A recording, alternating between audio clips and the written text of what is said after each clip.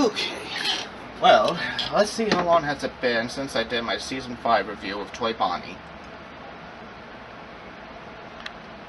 So it's really been over a year since I've done a Thomas and Friends review. Well, I guess that means I'll have to do Season 6 of...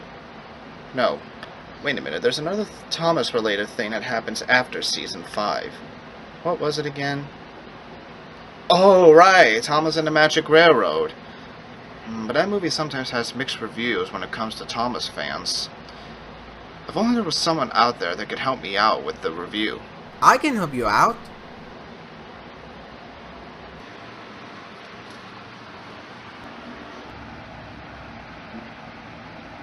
Wait, wasn't that ToyBonnie that I just saw on that poster?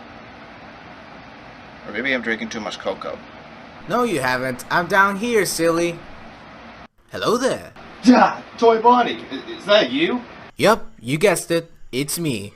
Well, what are you even doing here? It's like, how did you even get into that poster anyway? Well, first off, the poster was rubbish, so I got some gold dust and escaped from it. Second of all, I heard you doing a review on Thomas and the Magic Railroad, so what better person to review the movie with than the ultimate Thomas historian himself, that ToyBonnie guy. Ah. Well, since you did help me out with the Season 5 review and everything, and people did want you back for this review, I guess you can review Thomas and the Magic Railroad with me then. Alright, let's do it!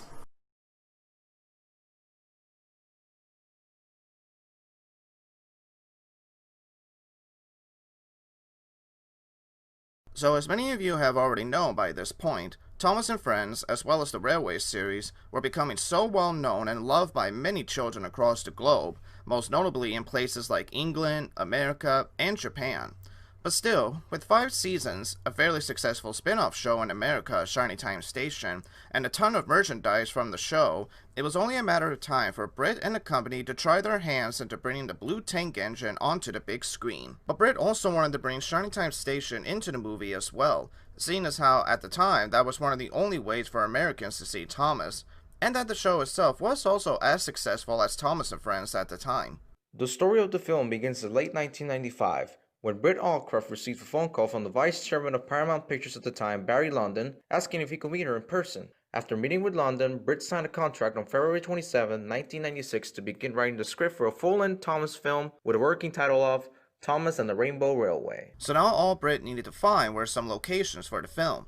One of the locations for the Shiny Time scenes was filmed at the Castletown Railway Station, located on the Isles of Man Railway, which Britt chose the location after spotting a commission offering tax incentives to companies wanting to film on the island. The models for the movie were filmed somewhere in Toronto, Canada, instead of their usual home at Shepperton Studios.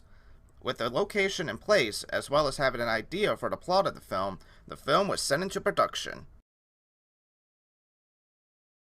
So one of the things that both the live action and the model scenes have in common was that they both went into some severe changes during the final production. When the team presented the original film for testing, the audience didn't like it and demanded some changes for the film. For example, originally Lily Stone, played by Mara Wilson, was going to be the narrator for the film, but was later changed to Mr. Conductor, played by Alec Baldwin, to be the narrator instead. But the biggest change from the movie was the removal of one character named P.T. Boomer, played by the late Doug Lennox. This character was meant to be the real villain in the movie, having a much more connection to a character in the movie named Burnett Stone, played by the late Peter Fonda.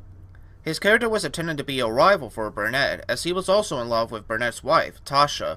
But since Tasha married Burnett then P.T., he would become really jealous of Burnett, and would get back at him by destroying his engine named Lady for good, and try to buy Shiny Time Station. Fun fact, when Peter Fonda found out about the news of removing P.T. Boomer, he was not happy about it, because he felt that P.T. Boomer was the most important character in the movie, and knew that if he was written out of the film, then the whole film would be changed around a lot.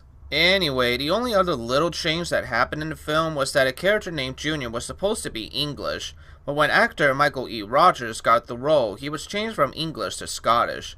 And that's all I've got for the live action segments. So, now we're going to go to ToyBonnie, explaining what happened to the models during production, as well as a few more details on the production itself. Now, like Sakoa said, the model sessions were filmed in Toronto, Canada, instead of the show's home at Shepperton Studios, but luckily some of the show's key staff flew over to participate in the film. Those crew members included David Mitton, Steve Asquith, David Eves, and cameraman Terry Permain. This section had the most drastic changes out of any section in the film. Thomas was originally going to be voiced by Isle of Man firefighter and part-time taxi driver John Bellis. Unfortunately, his voice was cut from the film because the test audiences thought that his Liverpudlian accent made Thomas sound too old, and he was replaced with Eddie Glenn in the final cut of the film. However, you can still hear Bellis as Thomas in several promotional UK trailers of the film. Also, he was credited as a transportation coordinator in the final film. And Thomas. Little engines can do big things. Now here's an interesting fun fact. Before Bellis was cast as Thomas, acclaimed actors Bob Hoskins and Ewan McGregor, who you may know for playing Super Mario and Obi-Wan Kenobi respectively, auditioned for the role, but they were dropped in favor of Bellis. James and Percy were originally going to be voiced by Thomas and Friends' UK narrator Michael Angelis, but just like Bellis, he was cut from the film because the audiences thought his voice sounded too old for the characters. So he was replaced by Susan Roman and Linda Ballantyne respectively. Diesel 10, the film's main antagonist, was originally going to be voiced by Australian actor Keith Scott, but he was cut from the film for sounding too scary, and he was replaced by Canadian actor Neil Crone. Crone originally gave Diesel 10 a Russian accent, but it was deemed too offensive, and it was later changed to a New Jersey accent. Despite the fact that Scott was cut from the film, his voice can still be heard on the US trailer for the film and also the UK trailer for the film. Things are gonna change around here, Puffball. Losing your sparkle, eh? What perfect timing! Splatter and Dodge were originally going to be voiced by Patrick Breen, the narrator of Britt Allcroft's The Magic Adventures of Mumphy. But for unknown reasons, he was replaced by Neil Crone and Kevin Frank. Lady the Magical Engine was originally not going to have a speaking role, as she will be able to communicate by blowing her whistle, with Thomas acting as a translator. This was later changed, with her voice provided by none other than Britt Allcroft herself. Now, out of all the engines featured in the film, Edward was the only engine absent from the film because, according to the film's producer Phil Fairley, there wasn't enough screen time and opportunity to use his character. George and Cranky were intended to have large roles in early drafts of the original script, but sadly, Cranky's role was changed to a minor role and he was later dropped from the film entirely. George's role in the script, however, was to be large.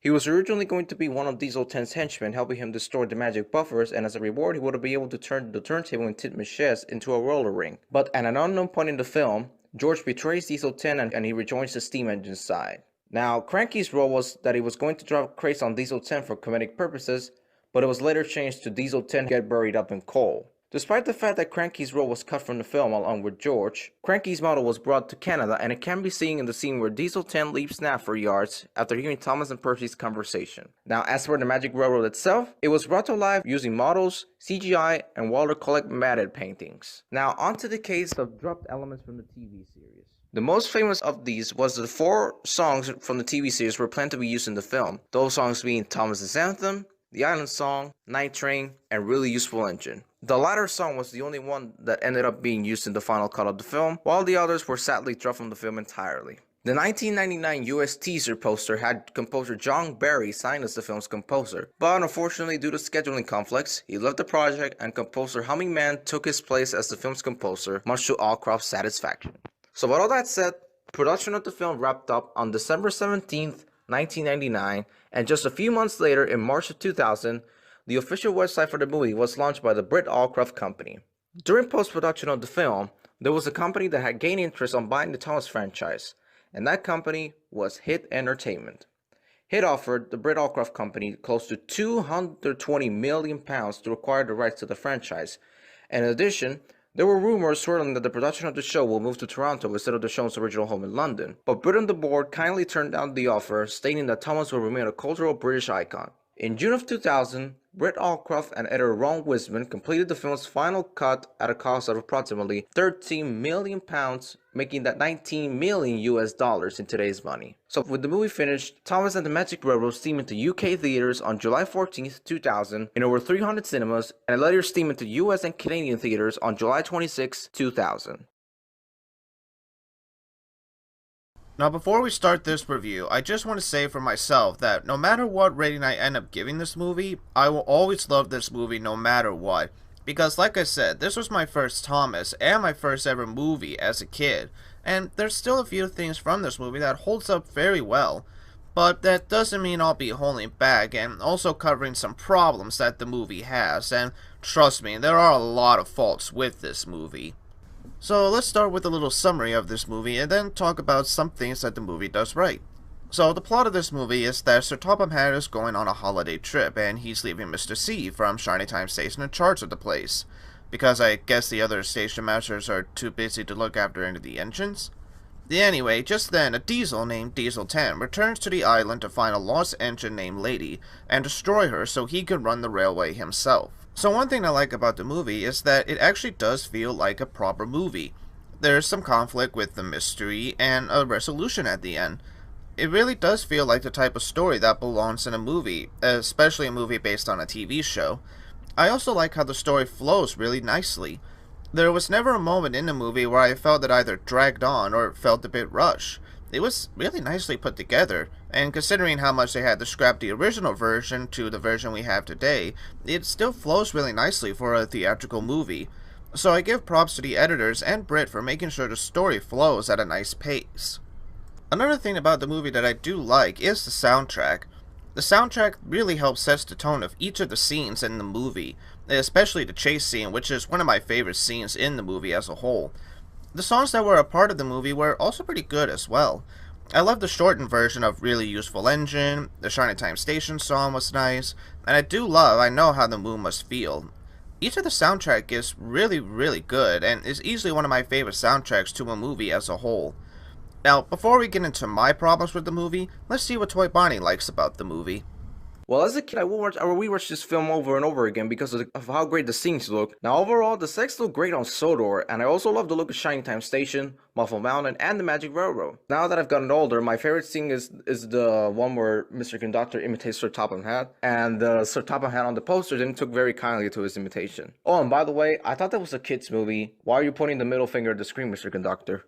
Now, let's talk about the songs. My favorite song of the whole film has to be I Know How the Moon Must Feel. And no, I don't like the movie version because the movie version is shortened and has different lyrics. But anyway, I love that song because I used to replay it over and over as a kid because of how great the song it is. As for the Shining Time Station song, I prefer Neil Donald singing it, because I have a bad temper with Marion Ort's vocals. But we can't close this section without talking about Really Useful Engine. Howie Mann did a great job reworking this song into an orchestral version, and to be honest, I kinda prefer this version over the original. Anyways, that's all for the positives I had on the movie. Now let's get to the negatives. So yeah, if you guys can't already tell, although this movie has a lot of good stuff going on in the background, and even though I think the story is fine for a Thomas movie, this movie and its story has so many flaws in them and a lot of plot holes that doesn't really make any sense. So one question I've always had, even as a kid, was the lack of any drivers or firemen or even humans on Sodor. I understand that even in the show there weren't that many people living on Sodor, but it still made it look like a normal functioning railway with a driver, fireman, and some other workers there as well. And I know it probably would have cost them a little more money, but they could have at least filmed a small number of people to actually live on Sodor. I mean, this movie came out years after Roger Rabbit, and computers were just starting to become a tool for movies. So there's really no excuse on why they couldn't at least put some workmen on Sodor along with Mr. Conductor. Also, why did Sir Topham Hatt chose Mr. Conductor instead of any other of his workers to look after the engines? Surely one of them could have done it. But the biggest plot hole that honestly really brings this movie down is the conflict itself. So the movie somewhat explains why Mr. Conductor needs to have his gold dust and why Lady is important to Shining Time Station. Which is a bit weird, because why would a railway or people stop showing up to a railway just because a certain engine that probably doesn't even work on that said railway is not running anymore? It'd be like people stop going to McDonald's because they don't have the Big Macs anymore, even though it's just like any other burger they serve. However, they don't really explain or tell us why Lady is important to Sodor, or why Mr. C's gold dust is also important to Sodor. So far, nothing really terrible is happening to the engines on Sodor, and nothing is really being destroyed or magically disappear. The only place so far that seems to need the magic and Lady is Shining Time Station, apparently. And look, I'm not saying that one place is better than the other, But if you're going to have an explanation on why it's important that Shiny Time needs Lady and Mr. C, then you should also explain why does Sordor need Lady and Mr. C. Otherwise, it really just seems like nothing horrible is actually going to happen. Like I said, just because one engine is gone and that Shiny Time station might be closed doesn't mean it's the end of the world. There are other railways around the world, and that doesn't mean you can't make any other railway stations as well. But the other main problem this movie has, and I'm sure everyone has talked about this a lot when they bring up this movie, is that this really doesn't feel like a Thomas movie at all. I mean, let's think about it for a second. Throughout the whole movie, Thomas doesn't really appear that much, and every time he does, it feels like a really short scene. Like, he gets a few lines or so, and then we're just back to the human characters for most of the film, and that's it. Now, I know that just having Thomas alone would probably make the movie short and boring, but for a Thomas movie that has his name in the title, he really plays little performance in this movie. It feels like Rich just wanted to make a railway movie about Shiny Time Station and Lily and just decided to put Thomas in the last minute because she knows that's how the movie would sell. Whether or not that's a good or bad thing is up to the viewers when watching this movie. But to me, I don't consider it that much big a deal, but it is a very notable concept in this movie. Now, I've got a few gripes with this movie. First of all, why did you use railroad in the title instead of railway? That's evidence that this film was 100% Americanized. Second, why was Sir Topman had to allow an evil diesel to come and work on this railway? 'Cause I want some money for my vacation. Ha ha ha ha. Third, why was Shining Time Station closed just because Mr. C left Shining Time Station to look after the engines of Sodor?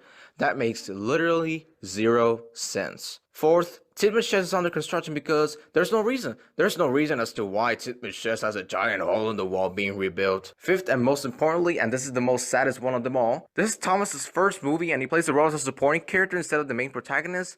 That is just freaking terrible. The movie should have been called The Magic Railroad instead. Now, this sixth fat is minor. There were some models that were damaged as they were shipped from Shepperton to Toronto.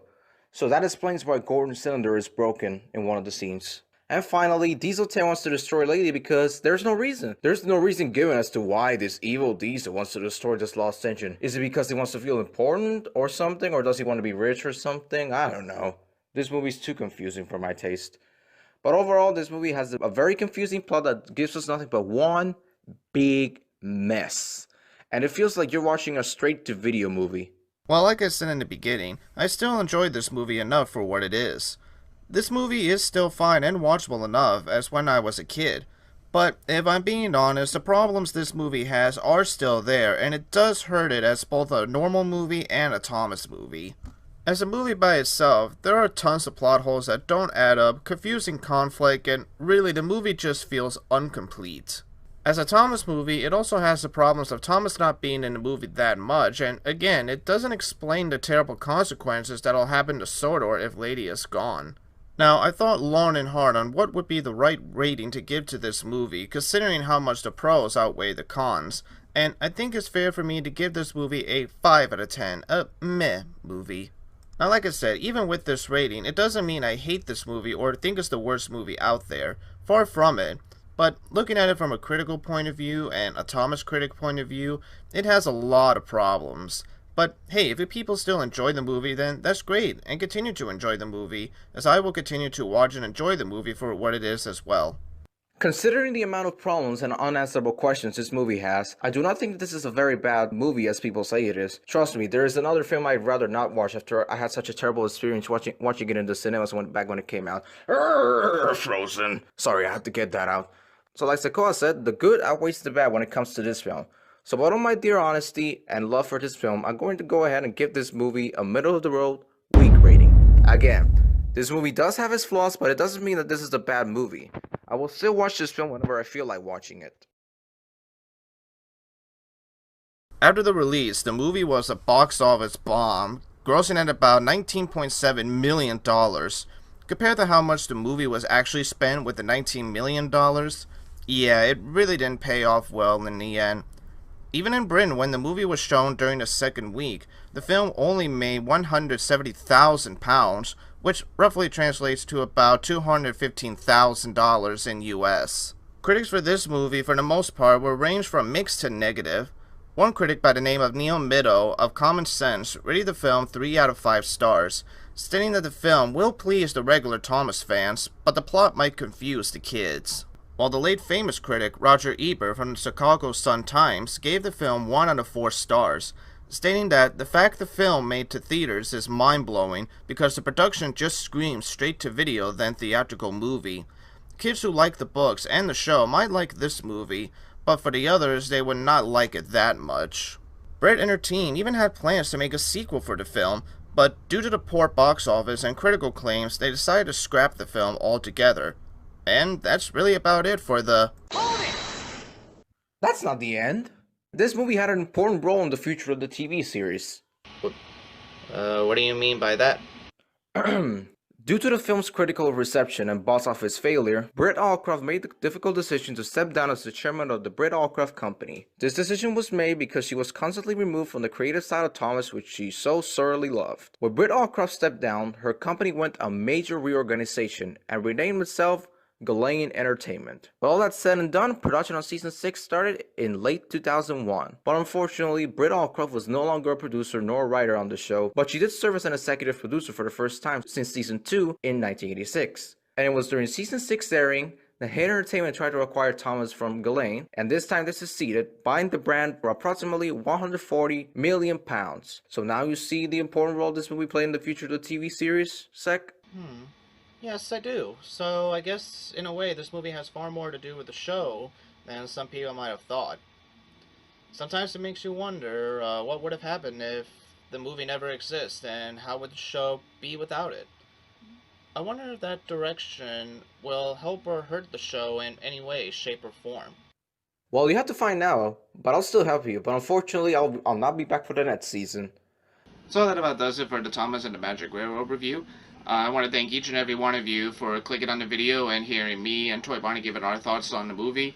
And I'll see you guys for the Season 6 review of Thomas the Tank Engine. But before we go, let's not forget to thank our good friend ToyBonnie for joining me on this review.